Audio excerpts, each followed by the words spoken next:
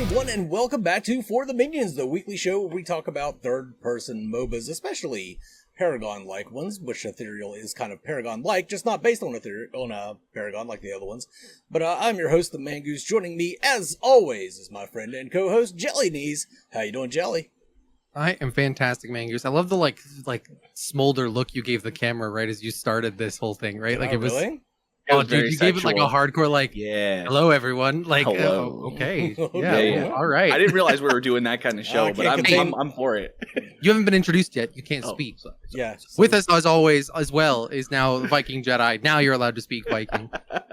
Welcome. Thank you. Thank you for having me. At this point, as always, I do want to encourage anyone to take my spot, though. That we're always happy to take on anyone else who wants to come in and talk and join the threesome, I guess. Yeah, you heard him. We'll take you on right here on this show. But yeah, no, I'm excited. Obviously, it's been a pretty exciting last few weeks, especially for Fault fans. And I'm excited to kind of go into some of the stuff that has been released over the last week or so since we got to hang out and talk about it. Yep. So this week we're going to be talking about Predecessor released Dekker's kit. Fault has a new patch, and they're going to be going to Gamescom. Overprime released a couple of little pictures and tidbits. And Jelly, anything for Ethereal? Not anything more for Ethereal this week. Nope. Okay. And then, of course, I'll have those timestamped in the video description below, so you can just jump around. But we are going to start this week with Predecessor, because they finally released something I was very, very curious about, is Dekker's entire kit. Their take on Dekker's kit, because we knew that they had rearranged it quite a bit. So, Jelly, you want to go ahead and explain her kit to the fans? Oh, goodness, I guess.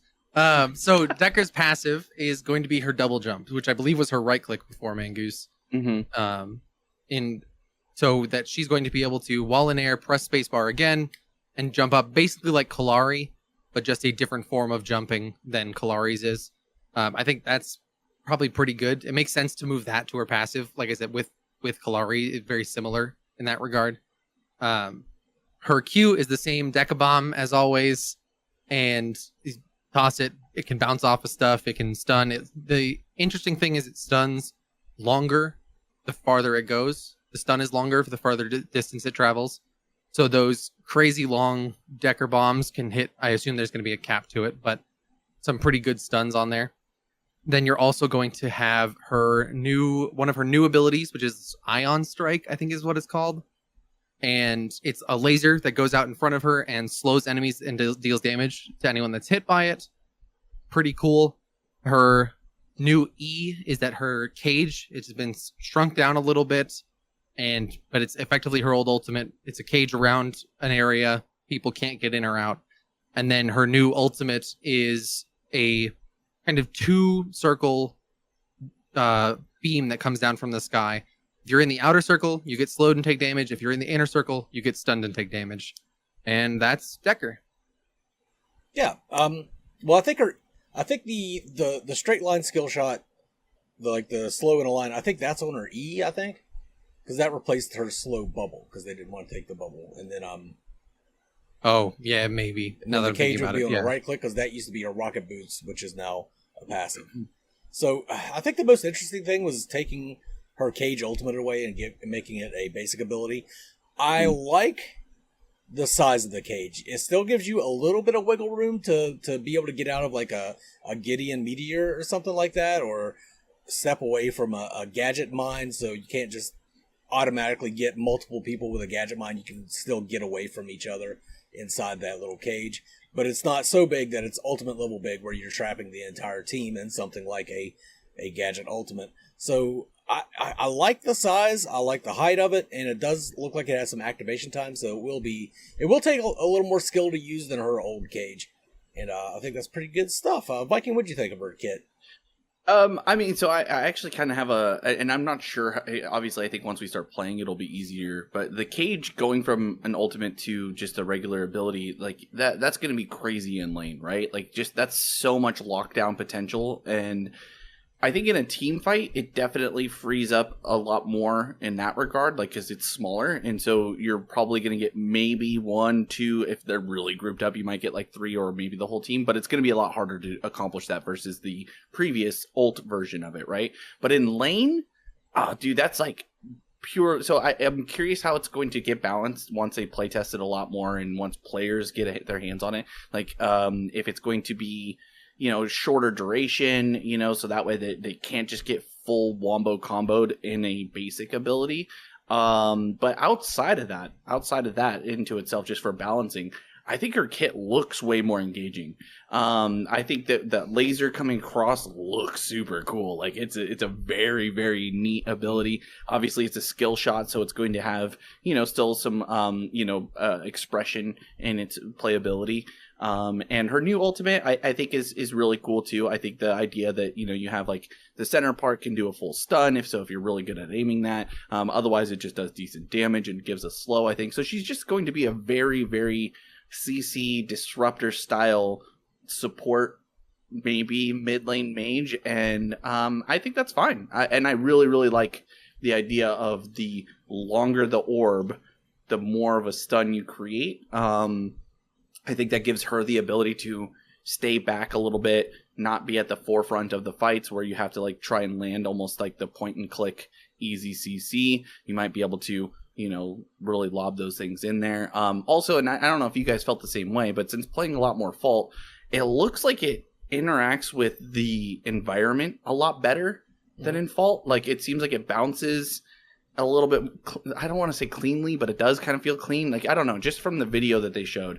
I obviously didn't get a chance to play in Predecessor, so you guys can maybe add some clarity to that. But it did look like it was a little bit more, I don't know, smoother or predictable in a way of how it was bouncing around. It seemed more like a bouncy orb than sometimes in Fault. It feels like it's very inconsistent as to how you expect it to bounce. But I'm also by no means a good thrower of the orb, But yeah.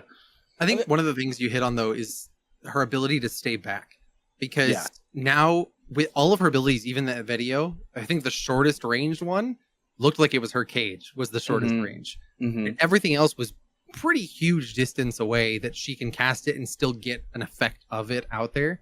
And so, yeah, you're going to see Deckers effectively be able to like sit back under their tower and just kind of throw stuff out and poke people with very minimal issues with that. And I think that's good and bad depending on the balance of it all. And what we've seen with Predecessor is, for instance, Muriel and Narbash in Predecessor do insane amounts of damage due to their itemization and scaling and all those kind of things. Sure. So I would be surprised if we don't see a Dekker mid lane come out of this or a Dekker off lane purely off of that, because one item in particular, Combustion, if it still exists, if she has full stacks on Combustion and lands something on somebody, I'm out. Thanks though, I'm good. Like, I don't want anything to do with it. I mean, to me, the just again, having the cage on a basic ability, I don't know what the cooldown is obviously going to be or anything like that, but it gives so much like solo lockdown, and it's big enough that you can still trap an individual fairly easily, at least from what I can look at. So if you're playing her mid lane, you can lock down whoever that mid laner is, I think, fairly easily. You land cage first, hit them with a Q, and then you hit, you know what I mean? Then you put your laser across them. If you have ult, I mean, you can just layer all of that, even if you don't like kill them. As we all know, in mid lane, it's sometimes just about getting them out of lane in the first place. And so if you can just push them out of lane and gain lane advantage through pushing minions and all that, I think that's. But even again, support, just having all of that ability to layer CC or be a disruptor again to disengage, I think it's really exciting to see. But I think with another support, like I'm again feeling like she might be pushed mid lane a bit more, because if she can create that much CC, and then you add in a Narbash or other, Muriels or any of these other other CC heavy champions, bro, you could really create some crazy team fights, I think, and individual outplays. Yeah, I have two semi concerns with it. The first is, you guys have already addressed it, is that people are just going to build a straight mage and play her as a mage. That's not really that much of a concern. I'm all for being able to take people in different roles and off roles and everything like that. So that will kind of depend on how she scales. So we'll have to see about that. I would hate to see another support get taken out of the pool, but I think she's going to make one hell of a support, and people could probably play one hell of a mid lane with her. My other concern, though, is, and this one I think might be pretty valid, we're going to have to play, of course, with and against her to figure this one out. But the level of frustration, of player frustration that she'll be able to generate is going to be off the fucking chain. Like, it's already frustrating enough when you get hit with a stun and you're like, fuck. Now you get hit with a stun, you're like, fuck, and then you're in a cage and you can't go anywhere. And then the cage goes down and you're slowed. And then you finally get away from that and you get a hit with another stun. You're just going to be like, the whole chain CC that you would get from like a Dekker Rampage or something like that was always very frustrating to Paragon. She's just going to be able to do that on her own. Like, right.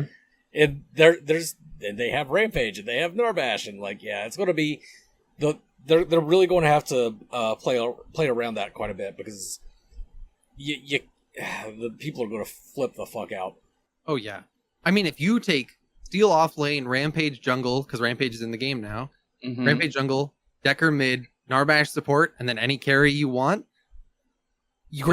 one person just doesn't get to play the game. Like, it's just like, it's just one of those things. Even with diminishing returns, they're just no. It's nuts. I think especially with the if they don't have any items that are going to allow for like a cleanse, like they have in League of Legends, right? Like a get out of CC for free. But that, again, to me, we talked about this before, I think it's cool when a champion can force, players to have to adapt their builds and all that stuff. But this one feels like it's going to be a lot more of like, how does the team play around her? Because, again, I don't think that, based off at least what we can see here, and we don't know like damage numbers and all that stuff once it's fully released, but just what we're seeing here, I don't think she's going to solo kill somebody like maybe, a Gideon will, right? Like, I don't think she's going to have that kind of damage, but she can definitely lock somebody down. So her, gank assist is going to be super high.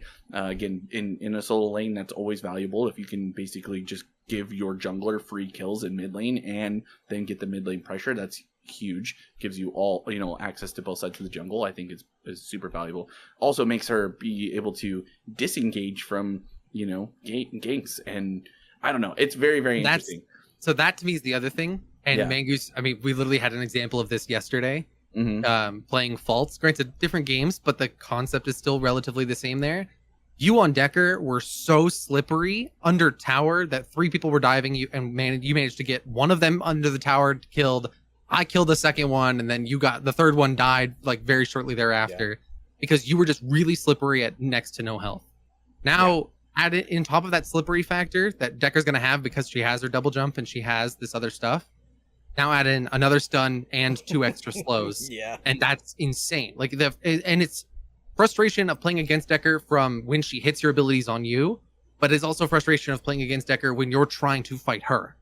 Like, no matter what, it feels like you're in a losing scenario against her. So I'm going to throw this question.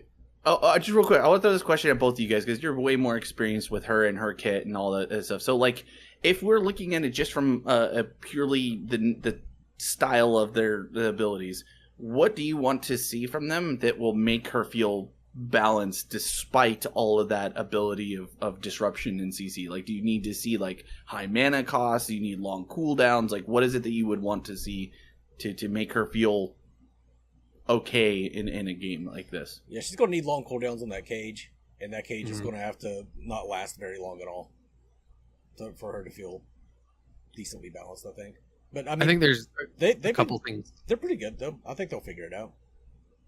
I think there's a couple things with her that I worry a lot about her going into another lane other than support, because of how much she can provide. Usually, if you have a character that can provide those things, it either takes some kind of setup, right? You have to do something before you can get the stun off, or they have a single thing, and then it's all damage or all utility outside of that, right? And if she's able to go into one of these other lanes, being able to provide 2 slows and 2 stuns and a cage is a lot to give a mid laner or an off laner. And like, it just fundamentally. Yeah. And I, as much as I love seeing people take characters from one lane and putting them into another, I think she's one of the ones that they have to be very careful about.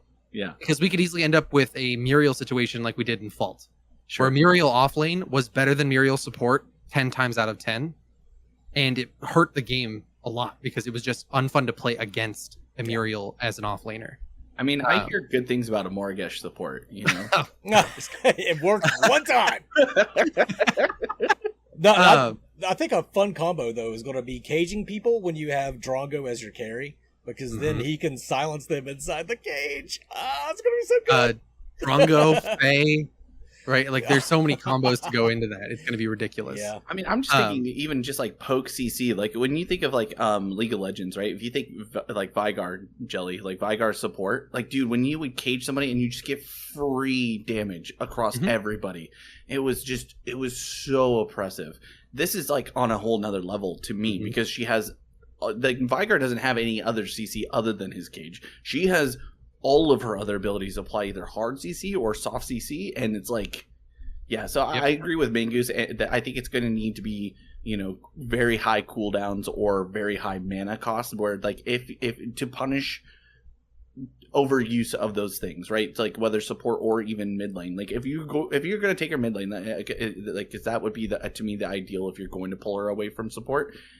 You need to punish the cost of using all those abilities when they don't work, right? Like I'm all for like a really skilled player taking somebody who has all of these things and being able to dominate with it. That's a fair thing to do. But what I would love to do is then punish people who try to emulate that success, but they are not as good, and therefore they're burning through their whole mana pool. They can't stay in lane and all that stuff. Whereas with support, maybe with itemization and stuff like that, they are able to still do the same things that I don't know. I think that's the big thing that I want to see. So I think about Leona in League of Legends. Oh, okay.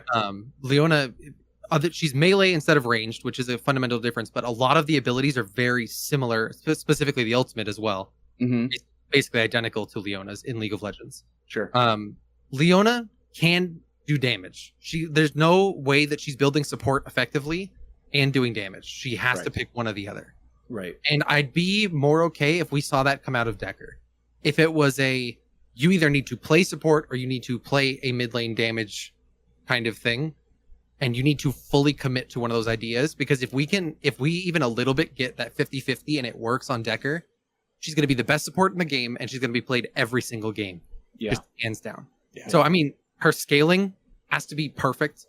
Her cooldowns need to be perfect, and those mana costs, I would rather see way high mana costs and have them bring them down than have it be low. Because if I see a Dekker bomb me 5 times and still above half mana, I'll lose it.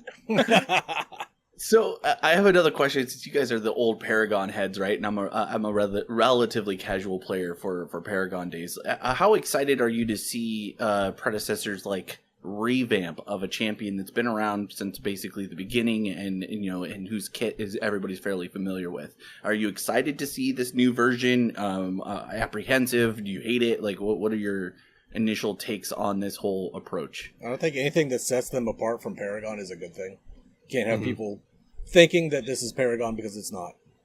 And so anything you do to change that, that's one of the reasons I like Overprime so much, is they've done so much to separate themselves from Paragon so that it feels like a completely new, fresh game. So people don't go in there with the mindset that I played Paragon, therefore I will be good at this game. No, it's a different game with different kits. So you need to learn this one. Does it make you excited to play her though when we get a chance to get back into it? Yeah. Fuck yeah. I love that. Okay. What about you, Jelly? I agree with Mangoose. I think any kind of differentiation is a good thing in this case. For Dekker, I'm a little more mixed on it, but I think that's going to come down to balance, right? And I think that's, for me, a bigger thing with Predecessor, is their changes I don't think are bad from just a concept level, right? Like for Kalari, they made her right-click, her dagger has 2 charges, right? Like that's a really cool change. Like they're making these changes that I think are really cool ideas. And then when it gets to the balance part, that's where I get really nervous, where I'm like, okay, we don't have the best history with balance. Like, let's figure this out. Sure. And so, like I said, conceptually, I think it's fantastic and anything that sets them apart. But then just in the game itself, the balance is the thing that makes me more nervous. Right. All right. We spent way too much time talking about Dekker's kit. Let's move on. Let's palate cleanse with Overprime. Not a lot coming out of Overprime, but some sort of interesting things. They released this a short on YouTube of Scud, aka Murdoch. It was just a quick intro of him, like a a really good, nice, close look of his character model and some of the changes that they've made to him. And then some other stuff they put in was a picture of Agolith, as they're combining Agora and Monolith. It's going to be the Agora map with the Agora Legacy map with Monolith aesthetics. And then they were like a picture of an item. It was like just a fish that was like cut up or something, and it was like, can you guess what this item is? I have no idea what that was all about, but I don't know either. That's an item. It really seemed like an inside joke, sort of. I was thinking the same thing. It has to be an inside joke. I was excited to see, again, just anything, and this is actually for Predecessor and Overprime. I was just excited to see like them releasing more information. Like, again, kind of, we talk about this a lot with these guys, is that, you know, we want to hear and see what you're working on leading up to release of early access or whatever they're going to go to. So seeing, you know, Predecessor release Dekker's new kit was super exciting. Same thing with Overprime. It's cool to see, like, you know, this, I don't know what to call this thing of Scud. Like, they did this weird, like, cool 360 view of him, but he looked badass, and it's like, it's hard not to get excited. And immediately I was like, God, I just want to play this game. Why won't they let me in? But I felt the same thing about watching Predecessor and seeing the Dekker's kit. I was like, God, I really want to see what that looks like in action when one of us are playing it. And yeah, and the whole picture of an item thing that's like it looked like a cooked fish or something, like a grilled fish. I don't know. Very weird. I hope it's an inside joke, but I don't know. What about you, Jelly? I mean, so I think, to me, the Scud thing feels like they're leading up to something. That they've posted Scud gameplay in the past, right? That was different. So to me, Scud is like their poster boy, for lack of a better way to put it. Oh, interesting. Okay. And this kind of like, and one, I think it's a new skin as well. It was like that gold. It wasn't his traditional blue. Mm-hmm. But the way they're like going up around him, it feels like they're building up towards something. And it being a short, they can churn these out fairly quickly. I'm thinking we may see one for each of the characters. That would be cool. Going forward, maybe an increasing frequency up to a here's a release date kind of thing. That's because that's the vibe that I was getting. Granted, that's maybe just my marketing brain being like, this is what I would do if I was doing this, right? So, but that's to me the feeling I got from it. The impression that I got from it was that they're like, okay, we're not Paragon. Ours looks different. Like this, I felt that they were showing off what his base skin is going to look like in Overprime, as opposed to. I didn't think that was like just another skin. I think that's because they've said several times that they're going to be reworking a lot of the characters. We've already seen that in action quite a bit. I think this was them showing off what their Murdoch, aka Scud, is going to be looking like. And then the Agoralith picture was really nice. It was it just looked pretty. I really like this idea because the Monolith assets were better looking, I think, than the Legacy assets. They look a little cleaner. That's of course subjective, but I always like the design of the Legacy map a little more. I don't know. I really like the Legacy appearance too. So I'm hoping that they, when they say that they're taking both and kind of merging, well, at least that's what I'm guessing, is that it's going to be a little bit more of a merge. I think if it's just like literally a 1-for-1 putting, you know, asset on top of another asset, I think that'll be a little bit boring. And I'm hoping that that's not the Overprime take, and based off of how they kind of approached everything, I'm hoping that I'm right, and that it's going to have maybe a combination feel. I don't know how they're going to do that, but they could maybe, I don't know, make it kind of a little bit their own unique take on the merging of the two maps, because I think the player base has a love and or hate for both maps. Like, you could talk to, you know, 100 old school Paragon players, and you might get literally 50 to be 50 different versions of which one they preferred and the overall look of which one they preferred. And so I think that that's a cool homage in general to Paragon, and if they find a way to do their Overprime mix on the map and kind of make it still feel maybe a little bit like both, I think that would be super exciting. But going to Scud too, Scud was my favorite to play when we got a chance to play Overprime. I loved like some of the changes they did. His E, the grenade thing, I got really, really good by the end of it, of being able to land those grenades. Even if I wasn't getting kills, stopping backs with it, or, you know, just harassing to be a dick to somebody, you know what I mean? Or being able to farm safely in a lane that I was losing. It was so cool to exchange my mana pool for that. So I'm excited to see whatever they decide to do with Scud, because he was so fun to play. All right. Well, let's go ahead and move on to Fault now. Fault released patch, was it 17.2, I think it was. Not a whole lot in the patch, but what they did release was major nerfs to phase, which that kind of ties into what we were talking about with Dekker. Strange Matter took phase, a traditional pure support, and tried to make her kit a little more engaging, and you ended up with people building full damage phase and still being able to support really well. I personally never had a problem fighting against the phase in Fault. Like, I've always felt she was the absolute worst support in Fault, but that's just me. I think more importantly, though, with this patch came, they added matter to the loot boxes, orbs, whatever the fuck you get.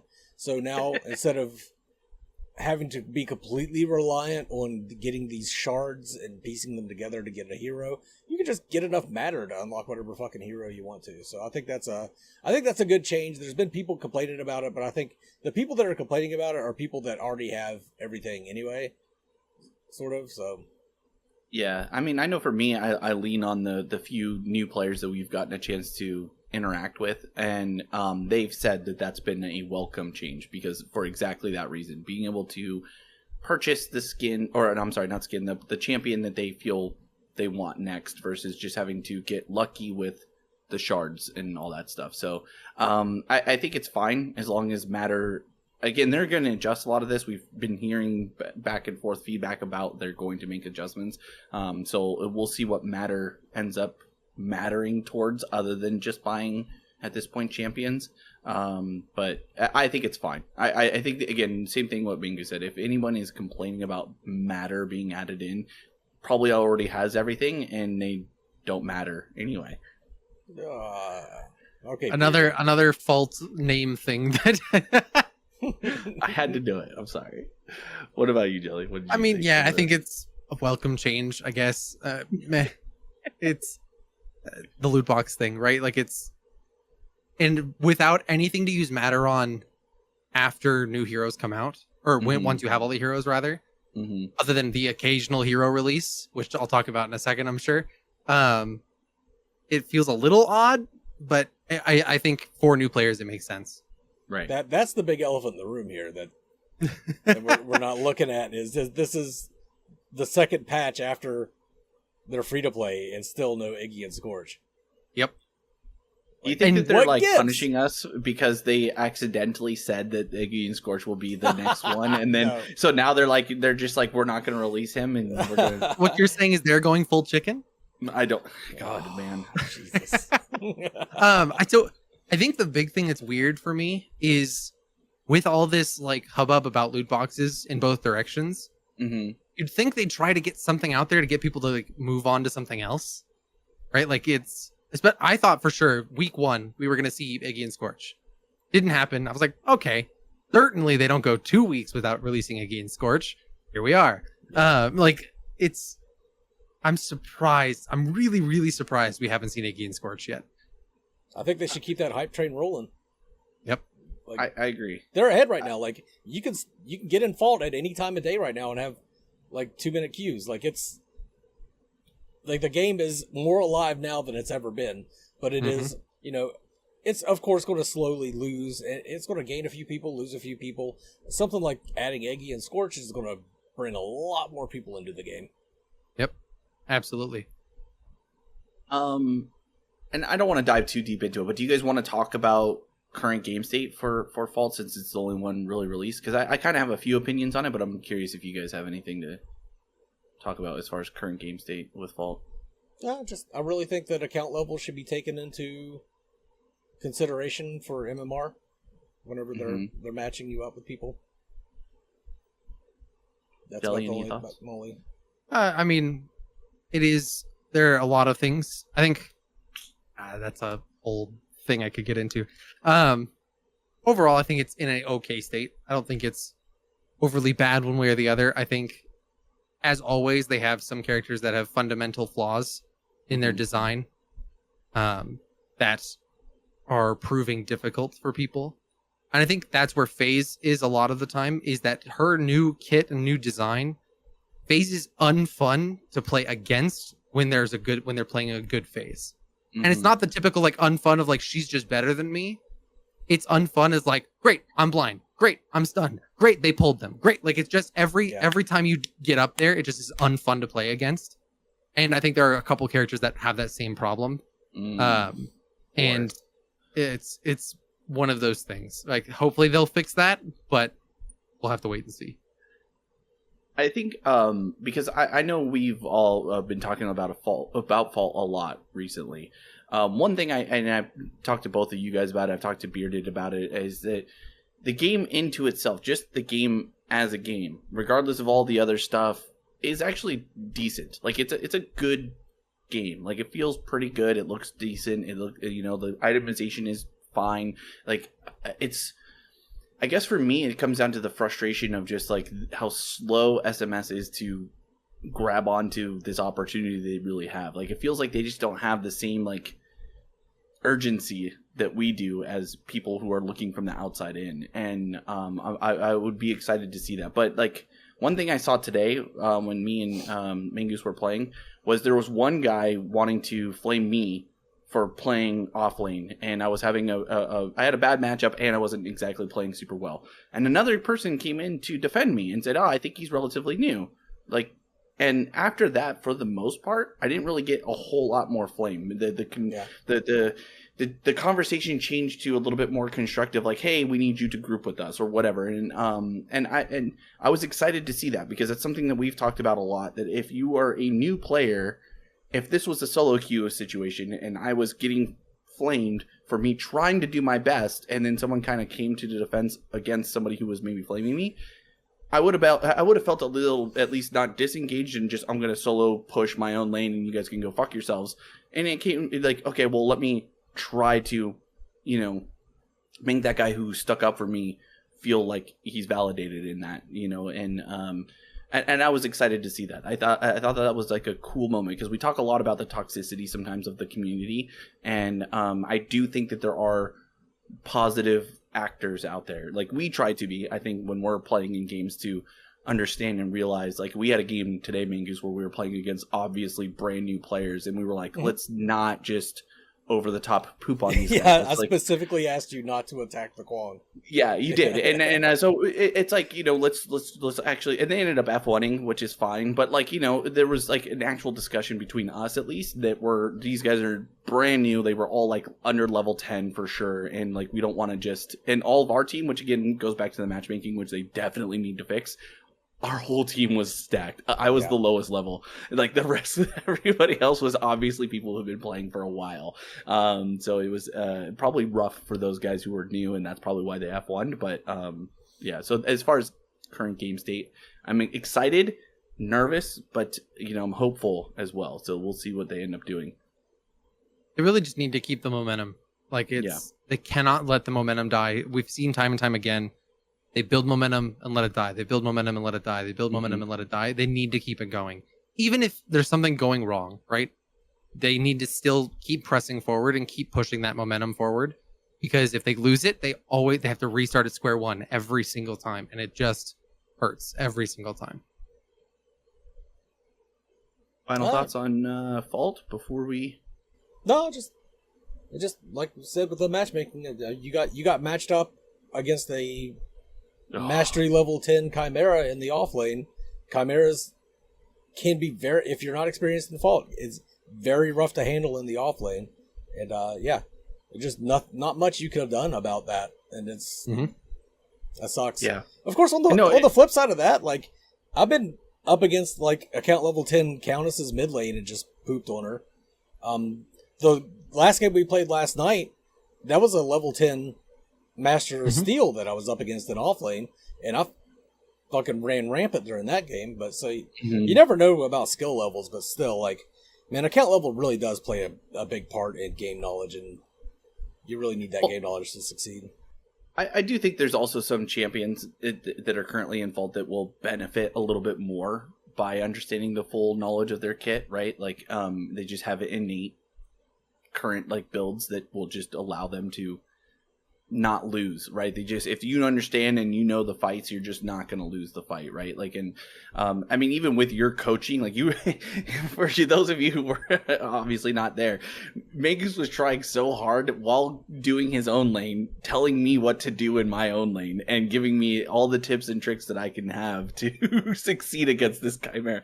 And it didn't work. Yeah, it just wasn't, it wasn't enough. And not that I was also probably piloting the champion in the most ideal way, but I wasn't giving him free, lane. I was trying really hard to defend where I could, but there was just his level of understanding and the sustain that he had in his lane and the lack of gank support from our jungler and all that. He basically took over. Now we still gave him a good fight towards the end of the game. I think we were able to, bounce back, but the enemy team didn't win that game. We lost that game. That was right. That's a story for another day. I can that and talk about that all day. But yeah, our team's engages were a little wonky, especially with me playing.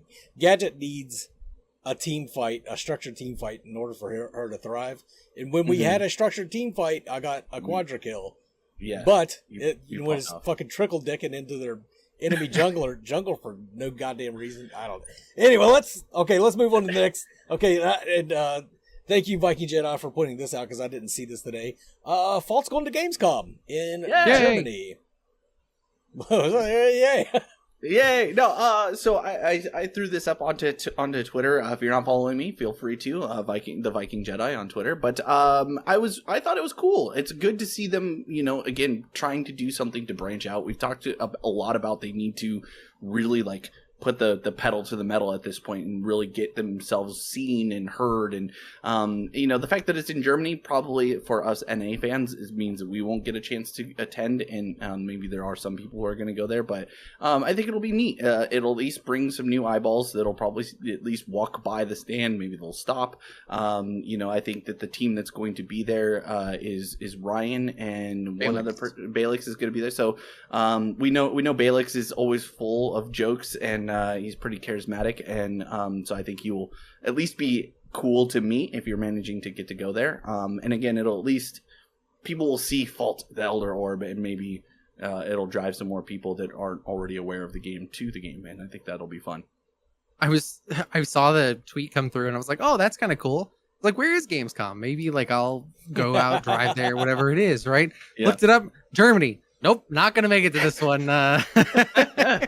As long as they're somehow featured in the online presentation of Gamescom, that'll be huge for them. That'll be a big win for Strange Matters. Sure. Yep. Now, Fault, if you guys want to send us FTM crew to Gamescom, I will live cast Gamescom. I'll be there. You just let us know. No, I think it's cool though. Again, anything to bring light. And if there's some fans who are in the EU and get a chance to go to Germany and meet the guys, I think that'll be really cool. If you do have the opportunity, please go see the guys.